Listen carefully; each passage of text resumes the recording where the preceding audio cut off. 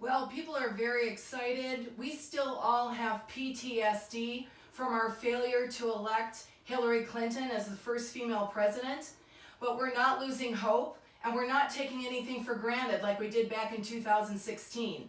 So we're out on the streets. Even when a lot of the Democratic Party and the Biden campaign wasn't out knocking doors, we thought it was very important to show that we're ready to go out and meet with the public and to let them know about our candidates and Joe Biden and his ticket and to get them motivated to vote.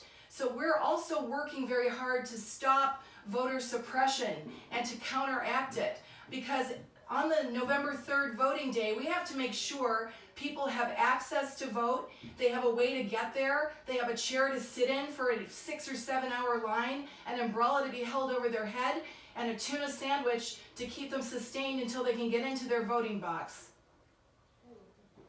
Okay, the tuna sandwich, that sounds really good. I'm going to play a soundbite from President Trump about 10 days ago or so, anyway, recently, when he appealed to those suburban, as he likes to call them, housewives. And he was playing the whole, 60s Nixon law and order card. Let's just listen to this for a second.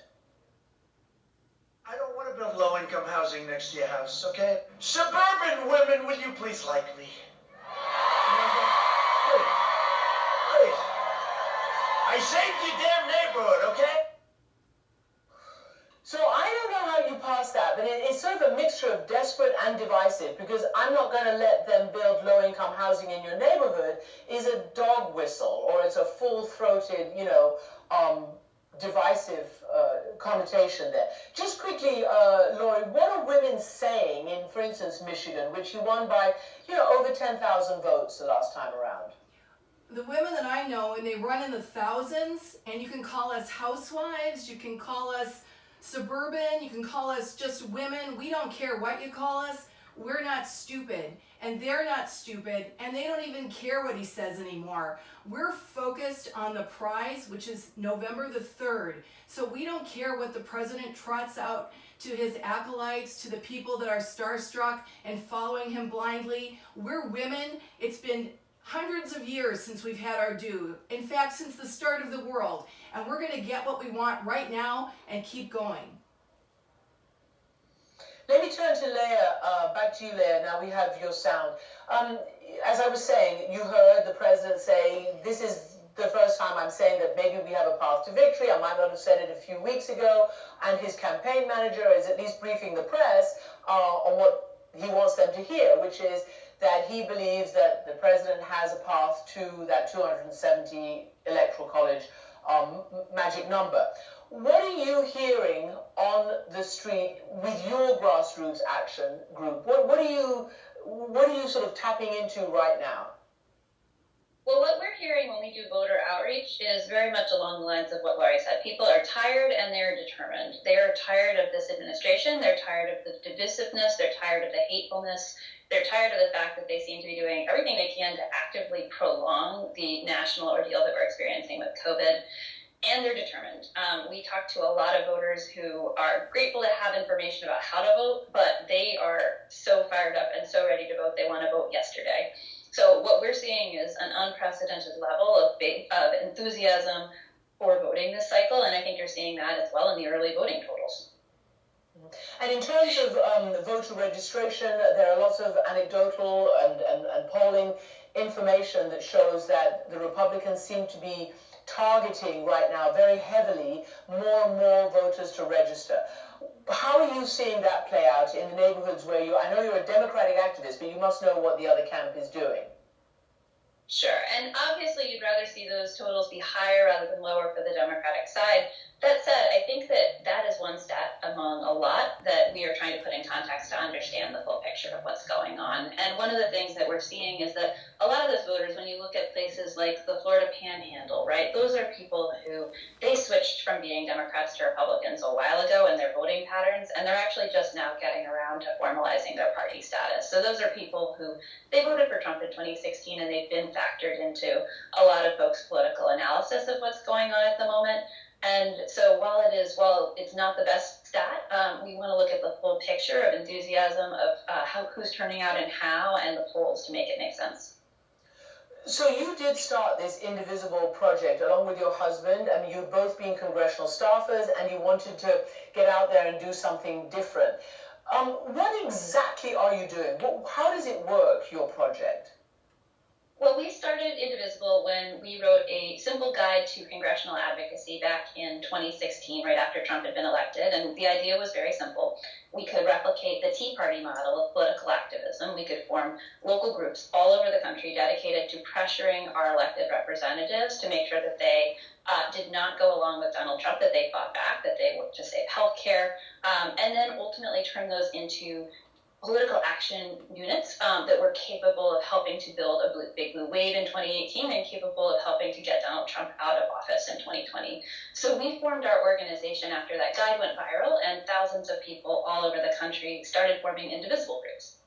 Small volunteer-based communities dedicated to action. And these have formed the basis for a lot of incredibly inspired, incredibly creative local organizing all over the country, from super rural areas to suburban areas to cities, red states, blue states, purple states. They're everywhere, and they are really dedicated to getting Donald Trump out of office and holding everybody who's been behind him accountable right now. If Leah has been in politics for a long, long time, Laurie, you haven't, have you? You're not a politician. You're not a born activist. How did you come to this? Well, in February of 2016, I was so inspired and motivated that Hillary Clinton, a woman, a credible woman that was talented and able to be a fine president, was running, that I took a leap. I sent an email out to 500 women, mostly a few men that I knew, asking who wanted to join me to try to make sure that this dream that has been so forestalled happened. And I got a great response. And ever since then, women and men of all colors, all backgrounds, all sexual orientations, from our home in Oakland County to all the surrounding counties and even other parts of the country and the world, have been reaching out to join us. We believe super strongly in relational organizing. So everything starts at home with your friends, your families, your neighbors, your hairdresser, your dog walkers, your grocer, and out from there. And if everybody does that, we can build a very strong network of grassroots organizers, which we have. We're over 9,000 strong right now, and we keep in touch with everyone. We've built a family, a community, as our board chair, Julie Campbell-Bode for Femmes for Dems likes to say. We activate, we engage, we inform, and when that election is over, we're not done, because even though we hope to have a president worthy of the Oval Office, we're going to make sure we work toward addressing all of the wrongs that have recently come to fore and have been here for a long time. And I just want to ask you about, because you are, I think, going around knocking on doors in Oakland County, Michigan. Again, Michigan, the president won by over 10,000 votes. It's not a massive, massive amount, but he won it. And his slogan, the soundbite that I played, his idea that suburbs are all housewife women, that they're all white, has really, A, it's outdated, and B, it's caused a severe backlash. What are you seeing, Laurie, when you're out there knocking on doors right now? Do you feel you have it in the bag for your team or not?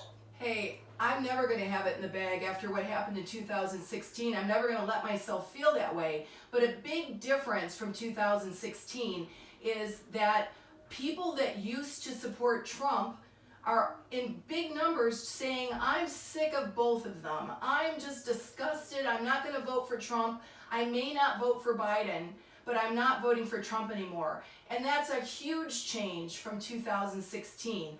People have been very gracious, even when they're flying Trump flags and they have 6-foot-tall banners posted in their front yards. We still go to those doors, we knock on them, and they may not agree with us and they may not be changing their vote, but they're not slamming the door in our faces. Because, Christiane, after this election is over, we still have to live with one another.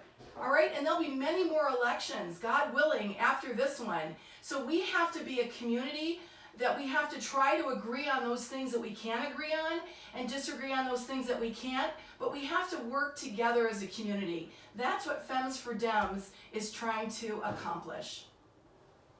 Well, that's really very encouraging. The idea of trying to knit back a very fractured society.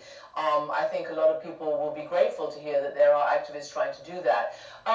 Leah, you're also targeting up and down the ballot. So you're talking about Senate races as well. There's some very tight races, and in terms of numbers, Republicans have to defend 23 Senate seats, Democrats only 12. What are you seeing about, and what races are you focusing on in terms of the Senate? Well, what we're seeing with the Senate is that the map has expanded beyond what anyone would have thought were possible pickup opportunities even earlier this year.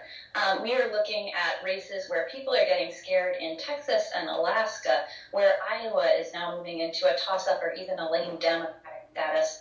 That is not what anyone predicted earlier in the year, and a lot of it has to do with the fact that these are folks who have tied themselves so closely to Donald Trump for the last 4 years, and as his popularity is plummeting, so is theirs. So you have folks like John Cornyn, who is just now, in the last couple of weeks of this election, trying to distance himself from Donald Trump after 4 years of enabling his agenda, and it's not working out. And you don't do that unless you are seeing some pretty scary internal polling numbers and you are really starting to get worried. So what we're seeing is the map is much bigger than we would have expected, and there are going to be some real surprises on election night.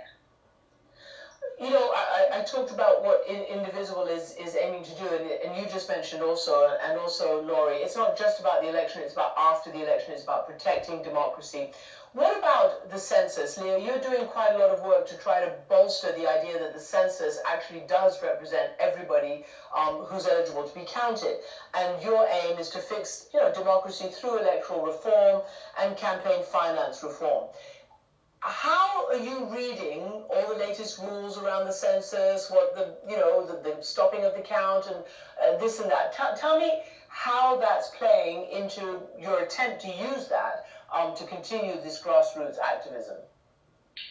Well, I think it's incredibly troubling what the Trump administration has been doing, and we should not be shy about recognizing that this is part of a broader project of theirs. They are trying to systematically undercount some sets of people so that they can actually maintain political power. And specifically, they are trying to undercount Black and brown folks. The latest ruling, particularly on their latest effort to not count immigrants specifically, this is all part of a political project that's about maintaining white control. It's about continuing to advantage largely more rural, more conservative, whiter areas of the country over diverser areas. And so we should understand that in the same vein that we understand their voter suppression efforts, that we understand their gerrymandering, that we see all of their attacks on protests. This is part of their effort to repress the power of the people. And Laurie, finally to you, we've got a short period left. Everybody talked a lot about the biggest voting bloc. It's going to be millennials for the first time. The baby boomers are not the biggest voting bloc for the 2020 election. What are you seeing, not just in women mobilization, but the youth in the areas that you're working? Well, when we've been canvassing through the Oakland County and the Michigan Democratic Party, we've been sent to houses where I scratch my head because I know the people that live in the houses and I know they're staunch Republicans. But I look at the list and it's their 18, 19, 20-something-year-old children that are making the switch. They're not following their parents into their Republicanism.